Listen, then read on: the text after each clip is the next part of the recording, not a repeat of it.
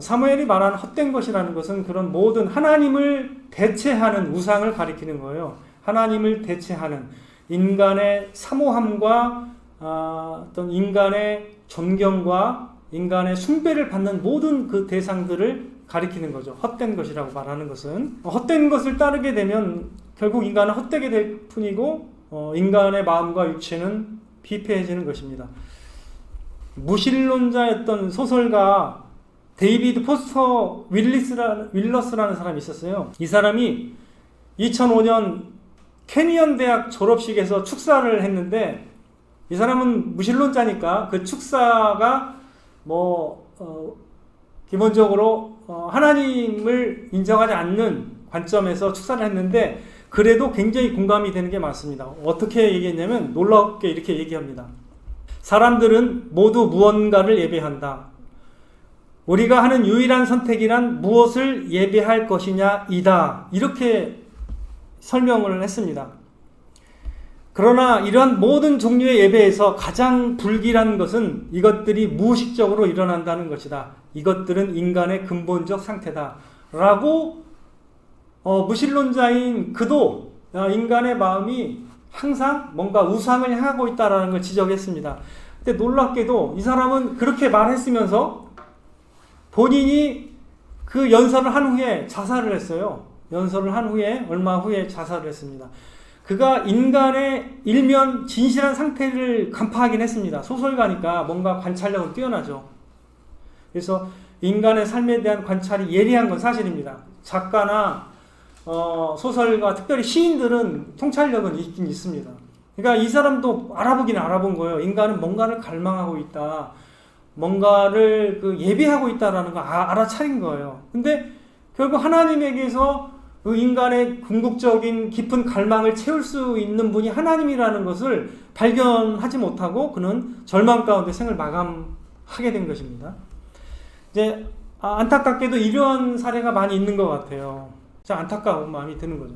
왜 이렇게 헛된 것을 추구하고 그게 잘못된 것인지 이런 걸 왜 확인을 안 하는가, 이런 생각을 해보면서 참 안타까운 마음이 들지만, 성경은 이렇게 얘기해요. 왜 이 사람들이 이렇게 헛된 것을 쫓는지 이사야 41장 18절 19절에서는 이렇게 진단합니다.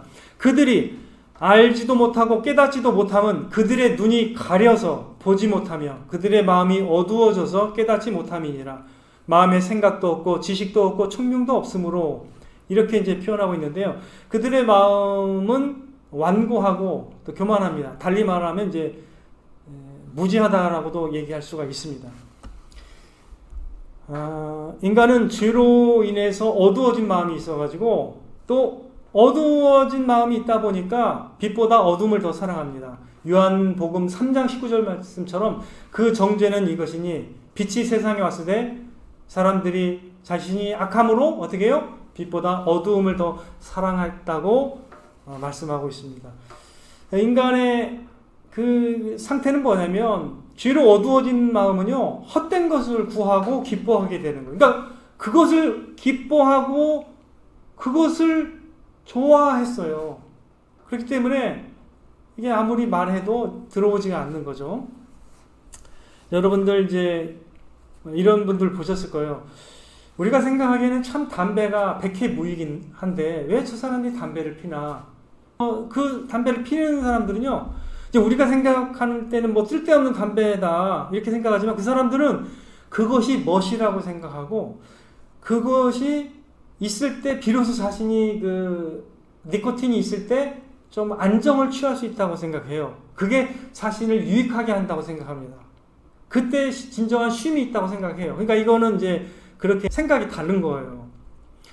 자, 이렇게 한번 또 생각해 볼게요. 마약을 할 때 우리가 참 저 사람 참 안타깝다 이런 생각을 하지만, 실제로 마약을 하는 사람들은 그게 신경을 마비시키는 그 순간적 신경의 흥분을 추구하는 것이기 때문에 사실은 실제가 아니에요. 그냥 잠시 신경을 건드린 거고 마비시켜서 순간적 감각을 채워주는 건데, 실제로는 육체와 정신은 쇠약해져 가는 것이지만 그들은 그것을 기뻐하는 거예요. 그게 진정한 환희로 느끼는 겁니다. 이와 같은 거예요. 사람들이 거기에 빠지면 그 세계에서 벗어나지 못하는 거죠. 그게 뭐 쉽지는 않아요.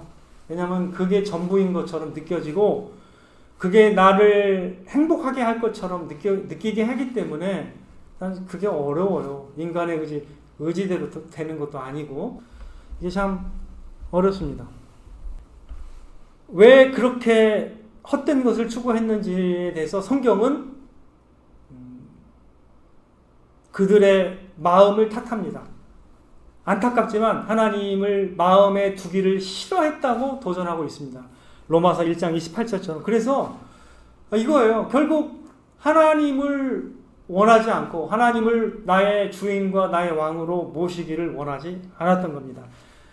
로마서 1장 28절 그들이 마음에 하나님 두기를 싫어하며 이렇게 얘기했습니다. 하나님께서 그들을 그 상실한 마음대로 내버려 두사 합당하지 못한 일을 하게 하셨으니 이렇게 말씀하고 있습니다. 우리가 이제 언론을 통해서 한 몇 주간 제가 이게 자세히 보니까 공통적인 게 있어요. 이상기후가 아주 강렬합니다. 이상기후. 미국과 캐나다에 몇 주 전에요. 48.6도의 폭염이 있었는데 800명이 죽었어요. 서유럽을 강타한 폭우로 독일과 벨기에의 사망자, 이거 뭐 일주일 전이니까 168명이라고 했어요. 중국 뭐 허난성 폭우 있었죠. 2주 전인가? 그때 정저우 그 시에 폭우가 있었는데 302명이 죽었습니다. 그리고 지금 전 세계적인 그 코로나 바이러스로 전 세계 확진자가 2억 명이고 사망자가 428만 명입니다. 428만 명이라는 것은 뭐 조그만 나라 되는 거죠. 충분히. 지금 북한도 봉쇄돼 가지고 경제적으로 봉쇄되고 해가지고요. 많은 사람들이 아사하고 있는데 제가 말씀드렸죠? 드렸나요? 그 중국에도 그 중국 출신 화교가 사는데 북한에도 화교가 살아요. 북한에도. 근데 원래 화교가 부자들인데 북한에서 화교들이 아사하고 있다고 합니다. 그냥 굶어 죽고 있대요. 워낙 지금 상태가 안 좋아가지고. 그래서 우리가 이렇게 세계를 바라보고 뭐 신문지상을 통해서 세계를 바라보고 이렇게 소식을 이제 이게 종합해 보면은 이상기후, 뭐 전 세계적 바이러스, 그다음에 여러 난리와 뭐 소문 이런 것들이 참 많아요. 예, 굉장히 지금 뭐 우리나라도 마찬가지고 이게 뭐 언제까지 갈지 이걸 누구도 알 수가 없는 겁니다. 그리고 그 변이가 얼마나 또 변이가 될지 이거 뭐 아무도 모르는 거죠. 자, 우리가 사무엘이 이스라엘 백성 앞에서 그들이 왕을 구한 죄가 얼마나 큰 것인지를 자연 현상을 통해서 강렬하게 하나님이 어떻게 그 죄를 어떻게 여기시는지를 이렇게 자연 현상을 통해서 드러내셨는데요. 오늘날 우리 모든 인간들의 상태에 대해서, 그리고 그들이 하나님 없이 살아가는 모든 죄에 대해서 하나님이 어떻게 생각하시는지 우리도 궁금히 여길 필요가 있습니다. 하나님은 지금도 살아계셔서 통치하시는 하나님이시고 그 모든 만물이 다 그 하나님 손 안에 있습니다. 그래서 우리의 시각이 이 말씀을 통해서 우리도 겸비한 되도록 하나님이 어떻게 생각하시는지 이거에 대해서 우리가 배우는 시간이 되었으면 합니다. 많은 사람들이 이런 이상기후와 전염병과 난리와 소문을 접하면서도 이런 일들이 왜 일어나며 도대체 누가 일으키는 건지에 대해서 너무 무감각한 거예요. 그냥 생각하지 않습니다. 이 모든 것들을 말씀하시고 통치하시고 또 이런 것들을 이미 다 경계하신 그 하나님을 알지 못하고 경외하지 못하고 하나님께로 돌아오지 않기 때문에 하나님께서 또 우리에게 경고하시는 거라고 저는 생각합니다. 우리의 적용은 무엇이 되어야 할까요? 하나님의 하나님 되심을 인정하지 않는 사람들은 다 사실 불신자입니다. 그러나 하나님의 하나님 되시고 또 하나님이 우리의 왕이 되시고 우리의 참된 주인이 되심을 인정할 수 있는 사람들은 사실 그리스도인밖에 없는 것이죠. 그래서 우리들이 그 하나님의 하나님 되심을 인정하고 그 하나님을 경외하고 그 하나님 앞에 겸비한 태도로 이 땅을 고쳐주시도록 기도할 수 있는 사람들은 사실 우리라고 우리가 오늘 본문 말씀을 통해서도 생각해 볼 수가 있는 것입니다.